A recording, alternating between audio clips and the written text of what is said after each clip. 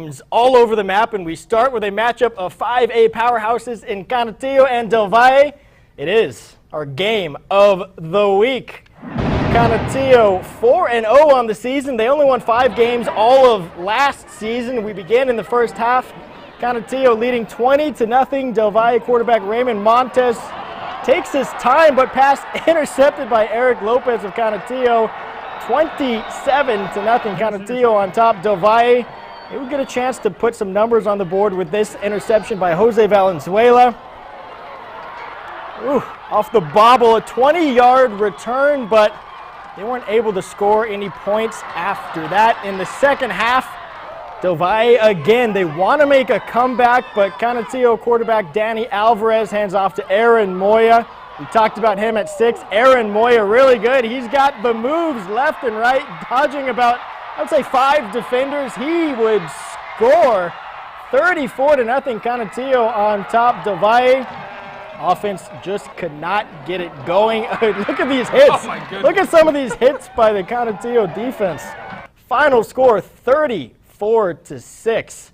All Canutillo in this one. We just came out and played, and we played as a team, and we wanted this bad. We wanted it for each other, and that's pretty much it.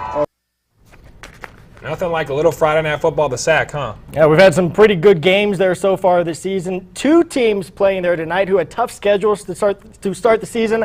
Montwood at 1-2 and Socorro at 0-3 entering the night. To the sack we go. The Montwood Rams going head-to-head against Socorro. When we pick this one up a little bit later, Montwood already leading by 12 when Andrew Fernandez hands off to Evan Deonda for the touchdown. So now the Montwood Rams are leading 32-14, but Socorro would fight back. Gabriel Magana, the keeper for the touchdown. So now it's an 11-point game, and then Socorro really trying to fight back in this one as Magana again for another keeper for the touchdown, but Montwood would win this one just by 1 point, 39-38, your final score. Wow, can't get any closer than that. How about Pebble Hills venturing into 6A district play for the first time ever? How would they fare at Franklin? Well, Spartans driving in the first, but had some ball security issues early on. The fumble here, Franklin all over that one, and they would take advantage. Seth Dominguez with a big first quarter. Right up the gut, and nobody going to tackle him until he's already in the end zone, but that counts. 7-0 Franklin, and who loves it? Spider-Man loves it. More from Dominguez later in the first. Right up the gut again for the score. Franklin goes up 14-0. Franklin, the last time we heard it was, this game has gone final, 53-27. Franklin, their first win of the season. But there was another big game in District 1-6A. The America's Trailblazers traveled to West El Paso to take on the Coronado Thunderbirds. And Adrian Archella, he was also there. Adrian, how was it? Oh, hey guys, yeah, it was East Side versus West Side at Thunderbird Stadium tonight. Both squads came into this one well rested after a bye week. America sitting at 2-1, Coronado at 1-2. And the Thunderbird mascot, well, he had a pretty good seat in the house for this one, although he looked away at this play right here. First drive for America's, the handoff to Joshua Fields, and he just turns on the jets. Run, Joshua, run. No one's going to catch him. A 79-yard touchdown run. Trailblazers up 7-0 in the first quarter. Coronado came within striking distance right here. Quarterback Angelo Donatelli on the keeper, but he would fumble it. It gets picked up by Colton Lidman, and he's got an entourage around him. Colton takes it all the way to End Zone City, but the celebration was short-lived. It gets called back because of a chop block. There you see the flag. The Thunderbirds would get a field goal on that drive to go up 10-0. I'm sorry, Americas goes up 10-0 at this point in the second quarter. More Joshua Fields breaking tackles, tries to stretch, but gets taken down at the 1. So on the next play, it's obvious, right? Get it to Fields. Fields tries to leap over the goal line, but he coughs it up. Coronado picks it up. A great goal line stand for the Thunderbirds. Coronado kept it close in the first half, only down 10-0, and they would stick with the Trailblazers all game long, but in the end, they come up short. Americas wins 24-21, the final. Next week, Americas will try to make it 2-0 in district against Socorro, while Coronado will try to get its first district win against Pebble Hills. Send it back to you guys. All right, Adrian, appreciate it as always. How about Isleta? They started the season looking like one of the best teams around, but Del Valle knocked them from the ranks of the unbeaten last week. Let's go to the game. Luke, go ahead.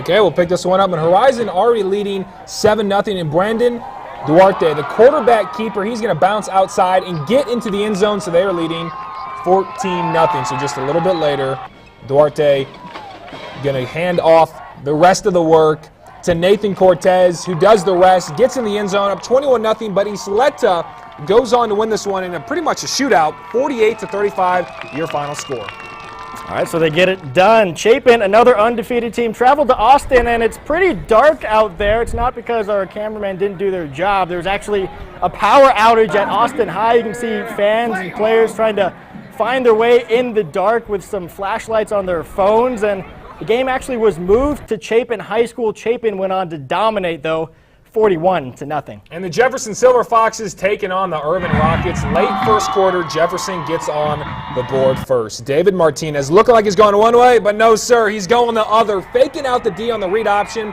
for the early 7-0 lead. Irvin, though, had a tough time with penalties in the first half. Adam Knutson on the keeper himself, 50-plus yards. He may go the distance, making the final defender miss right here, all the way for 6, but oh boy. This was negated due to a block in the back, but the Rockets would finally hit pay dirt. Knutson going to give it another shot, and this time he gets in the end zone with no flag to tie it up at 7, and Irvin goes on to win by just one score, 28-21. How about Riverside and Bel Air from Bel Air High School, and the home field advantage clear tonight? We start in the third on the read option. Bruce Murga is hit and fumble. The ball is loose, and Bijan Bird is going to take off.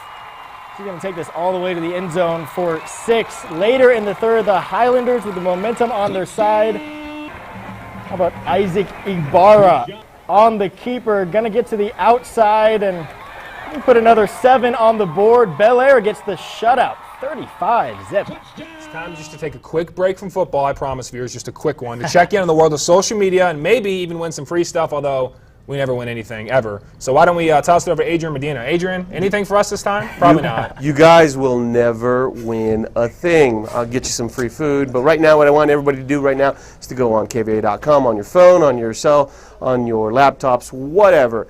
Log on to KVIA.com. I need you to go ahead and enter to win. Jack in the Box. You guys, we're going to give away 2 $25 gift certificates later on in the show. But I also want you to hashtag Borderland Blitz any images, videos, whatever you got, and we'll show them later on in the show. Back to you guys. It's okay. I'm used to not ever winning anything. My youth soccer team didn't even score a goal when I was 5 years old. Once? So I got used to it at a young age.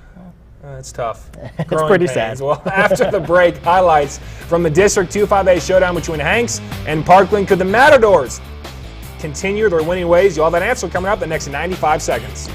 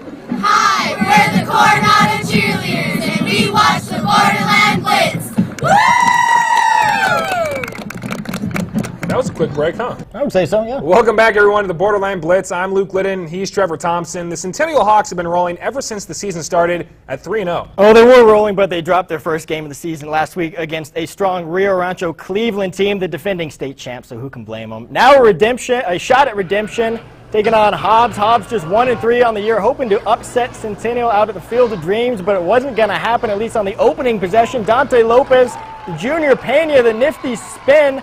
Centennial takes a 7-0 lead. Hobbs would come back, though. Check out this play. The quarterback kind of went in motion there. Gavin Hardesty, and he scrambles out of trouble, then finds Alec Finney for the touchdown. Hawks, though, still lead 7-6. Next possession, Centennial's Adam Flores. That was on 4th and goal, a big-time plunge. Hawks extend the lead to 14-6 in the second half. Much of the same. Check out the back, powering up the middle, shrugging off the D and in for the score later. The Hawks just would not let up. On the ground again, it's Dante Lopez. The Hawks, they did it through the air, they did it on the ground. They win in a shootout, 54-41. We like to play for each other. We never quit. That's one thing we stand for. Always play every single quarter, every single down like it's your last. That's what we live on, 4 quarters of football. I think he played real well. He ran real well. He threw real well. He did a good job in scramble drill. He needs to keep playing like that. And, I thought we had some good plays from some of our young kids, too.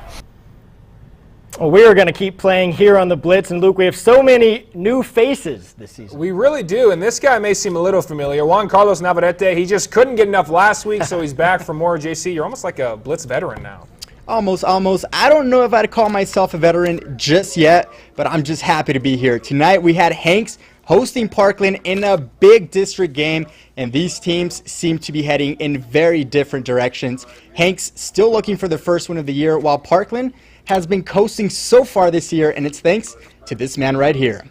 Do yourself a favor and learn his name right now. You'll be hearing it all season. Dion Hankins is the leader of rushing yards throughout the entire state of Texas, and in the first quarter, feed it to Hankins, who runs through the defense, literally runs through the entire defense to set up the Matadors with good field position. On the very next play, quarterback AJ Briggs has single coverage up top, and his receiver Patrick Sullivan outmuscles the defense to put Parkland up 7-zip. And later in the first quarter, the Matadors already up 13-0. Remember I told you to learn his name? Dion Hankins. This is why Hankins makes a few men miss, and he's off to the races virtually untouched. That's an 80-yard touchdown for Parkland, and the Matadors now up 20-0. But the Knights would not be shut out in the first half. Hanks fullback Blaze Holt with a tough run up the gut to put his Knights on the board here for the first time in the first quarter. Parkland just too much, though, in this game. AJ Briggs on the bubble screen to Sullivan, and that's a couple shoelace tackles that were missed. That's a whole lot of green in front of him. And get this, Parkland takes this by 3/4 of a century, 75-28, your final. And even though this game was not close, both teams showed their best out there, and 2-5A really is becoming a district that we all need to keep an eye on this year. We'll have to wait to see if Dion Hankins can continue to move the ball the way he has thus far. But for now, I'll send it back to you guys in the studio. JC, thanks. I'd say that was probably the second best part of the show, but we all know what takes number one. The War of the Week. It is upon us. We've been mentioning new faces so far in the show, and we have another one in Week 5 of the War of the Week. Brittany Carlock, she's a veteran, and Kim Grayson, she's the newbie. Take it away, ladies. What's up, guys? I'm Brittany Carlock, and we're over at El Paso High's beautiful Jones Stadium. And joining me this week is another member of the Blitz. She's one of the many people who work so hard behind the scenes every week. Her name is Kim Grayson, and she's going to introduce our first team. Hey guys, right now I'm rooting for the El Paso High Tigers! And to the left, we have the mighty Andress Eagles.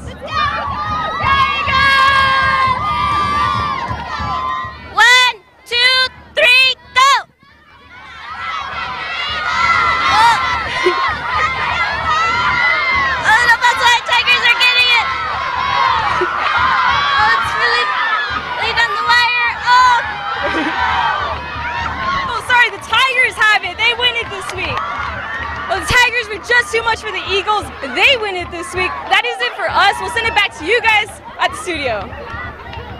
That was a good one. Well, you know the reason that all these people want to join the Blitz is the delicious spread that we get every night. Of course. That's totally the reason. I can't blame them. Well, we're all a big family here, and now it's time to bring on another member of the Blitz crew, Mauricio Casillas. He is making his own debut on the show as he was out of the Burgess-Bowie matchup. And you may talk a lot about traffic, but you're no stranger to football, Mauricio.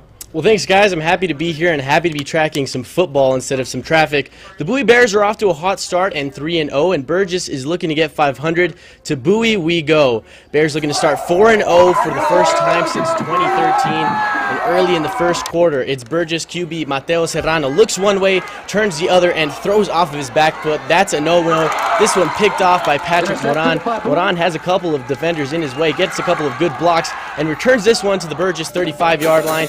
And a couple of plays later, the offense says, we'll take it from here. Bowie quarterback Germán Carrasco gets a little help from his friends, sneaks it in from the 1-yard line, and Bowie takes the 7-0 lead. Later on in the second quarter, it's Carrasco once again. He steps up, avoids pressure, and look who he hits, a wide-open Moran. Moran doing things on both sides of the ball for the Bears. Bowie would go up 14-0 and eventually take this one. 20-12 is your final. So they're looking to improve to 5-0 next week as they travel to Andress, I should say, and Burgess looking for win number 2 as it hosts Irvin. Back to you guys. I appreciate it, Mauricio. That was Bowie's looking fantastic. They really are. Undefeated. Not too bad. I mean, you can't start better than that. You can't. How can you? You can. I don't know. Who knows? Let's go ahead to the Fabens Cathedral highlights, and the Fighting Irish looking to keep the perfect 4-0 record alive. And really, it was the battle of the gold helmets, as you just saw there. As Cathedral seemed to have this one in hand all game. Late in the fourth, Cathedral's Raul Flores rumbles into the end zone for the late score. This one was out of reach for Fabens, as Cathedral wins easily, 30-12. Let's go up to the far east to San Eli, hosting 3-1 Anthony in the first. Anthony's Isaiah Borrego. Who's he going to find but Brian Awu, the absolute star on the basketball court. I called his name a bunch of times in March. You're doing it again in September. It's amazing, and I'm going to do it again next March in basketball season. Absolute stud. Anthony improves to 4-1 on the year as they dominate with the shutout 36-zip. And we also have a few more scores from around the region. Clinton Tornillo head-to-head, and the Lions able to keep that undefeated record alive as they win big, really big, 59-0. Two solid teams in Mountain View and Denver City. This game did not disappoint. 21-20 Denver City, the final. Still a whole lot more to come here on the Borderland Blitz Week 5. We've seen most of the highlights, but not all of them. Not all of them. Plus the final scores from the games all across the region coming up in the next minute and a half. Stay with us.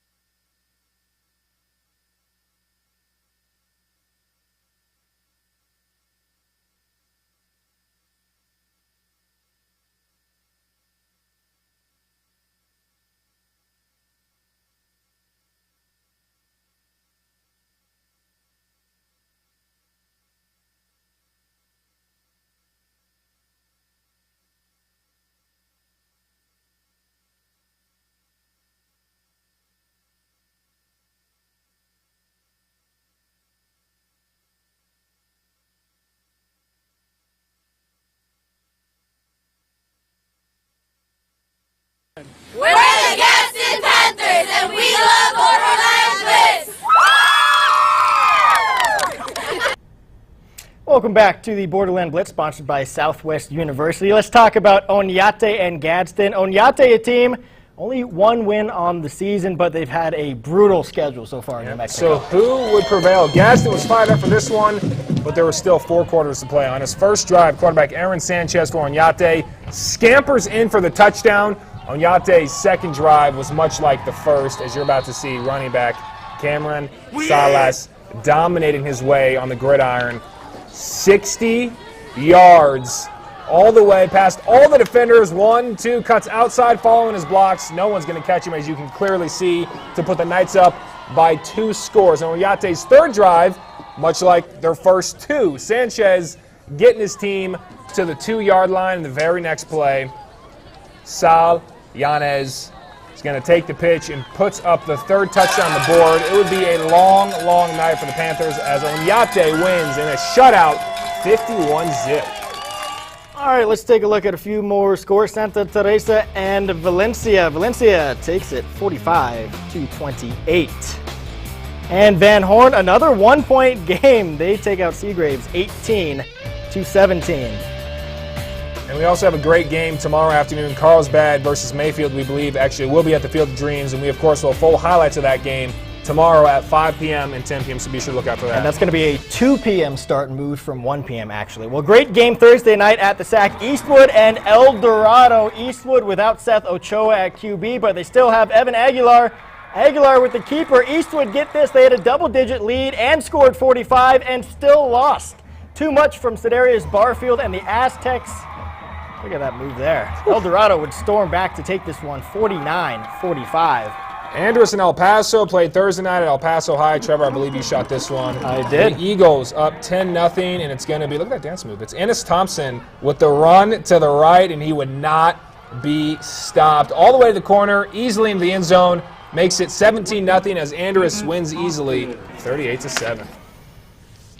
All right, time to check in again on the world of social media. Mr. Adrian Medina. Yeah, he's right there. Yeah. What do you got for us, Adrian? How's it going, guys? First, I got some pictures, and then I got some certificates to give away. So first, my Canutillo Eagles, they got some great pictures that they sent in. Of course, they beat Del Valle tonight, which was awesome. A picture that was awesome from last week. Couldn't help but share it from last week. This was actually from Eastwood.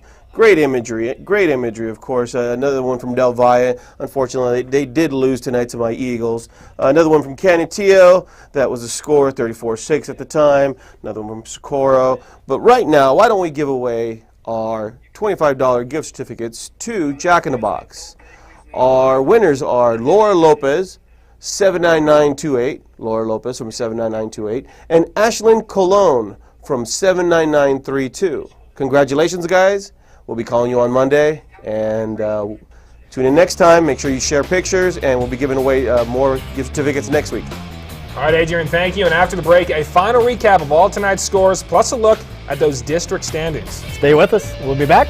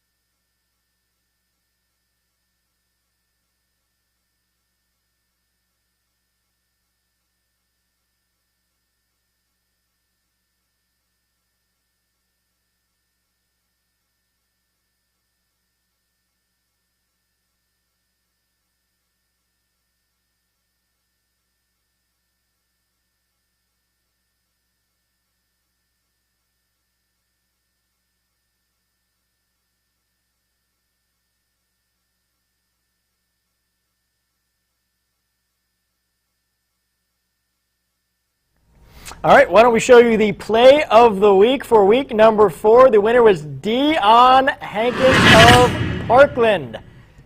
Check out this brilliant run capped off by a massive stiff arm. Now get this, Hankins through 4 games, not including tonight, had 1,082 rushing yards, tops in Texas. He's doing all this, and he's only a sophomore, so he got a cake as his prize. The rest of the team, well, they got cupcakes, and I got to say, what a great group of guys they have over there at Parkland. The Matadors were a treat, and they got treats. They deserve a treat every now and then. They're off to a 4-1 start this season. Then Dion, of course, signed our Borderland Blitz ball. Each weekly winner will sign it. Then the winner of the Play of the Year will receive it as his prize. Now get this, Luke. Dion says last week was the first time he pulled out a stiff arm, and that was the result. It sure didn't look like it. No, that was pretty impressive. He probably did it tonight again. I mean, they put up, what, 75 points, I think? 75 points tonight, so I'm sure he did it at least one time. It must have been some of the carbs from the cupcakes and the cake that really fueled him for tonight's game. Take notes, people. Eat cupcakes, put up 75 points. That's what you have to do to get the job done. Let's go ahead and take a look at some of the scores from tonight. Canutillo getting that W over Del Valle in dominant fashion, 34-6. Pebble Hills over Franklin. Horizon over Isleta over Horizon, and Franklin actually getting that W over Pebble Hills. That score was reversed. And Mont with a 1-point winner over Socorro. Americas 24-21 over Coronado. Chapin gets the W over Austin. Jefferson and Irvin. Irvin takes that on Thursday, as we showed you. Andrews beat El Paso. Valencia 45-28 over Santa Teresa. Centennial over Hobbs 54-41 on Yate with the shutout over Gadsden. And Van Horn getting that 1-point victory over Seagrave. A lot of 1-point games. There's another one down at the right corner. Denver City 21-20 over Mountain View. Parkland, we just showed them 75 points and a win over Hanks. Cathedral, the winner over Fabians. Clint 59-0 over Tornillo. Bowie, a winner. Anthony, 36-0 over San Eli. And moving right along, if we can go ahead and get more score. Actually, let's go ahead and take a look at the district standings. El Dorado leading the way, along with Americas and Montwood, all tied at 1-0 in district play. Eastwood lost in that brutal comeback fashion with El Dorado, so they're 0-1 in district play. But still, like we always mention, a lot of game left to be played. So District 1A wide open, but for now, El Dorado leading the way. All right, how about 1-5A? They've also only played one game. Chapin, Bowie, Andrus, Irvin, all with the win. El Paso, Burgess, Jefferson, Austin. Well, they're going to try to do better next week. They sure will. In 2-5A, Canutillo, probably one of the most impressive starts throughout our entire region. 5-0 in the year, 3-0 in district play. Eastlake not far behind with a 2-0 district record as well. Del Valle, the last one with the winning record in district play. So Bel Air and all the other teams you see at the below of the bracket still trying to find their way in District 2-5A. And most of those teams didn't have the week off last week, so that's why some of them have played 2 and even 3 games. All righty, moving along, we have a special goodbye for one of our favorite people here at the Borderland Blitz. Photographer Sam Smith is unfortunately leaving us. He's taking a job in Albuquerque. There he is, and that is a great photo of him. I have to compliment him on the lighting on that. I like the makeup too. No, he's been a great guy. He's been fantastic. Always such a hard worker, hustling with everyone. Really a great guy. Works well with everyone. I've never had one issue with him. Great highlights, great shot sheets. You couldn't say one bad thing about Sam, so we really are sad to see him go, but also happy for his new endeavors coming up in the future in Albuquerque. I'm going to miss him a lot because he knew sports like nobody I've ever met before. Every single sport from the high school all the way up to the professional level, he knew almost every team around. He'd say something like Division III school, and I'd be like, "What?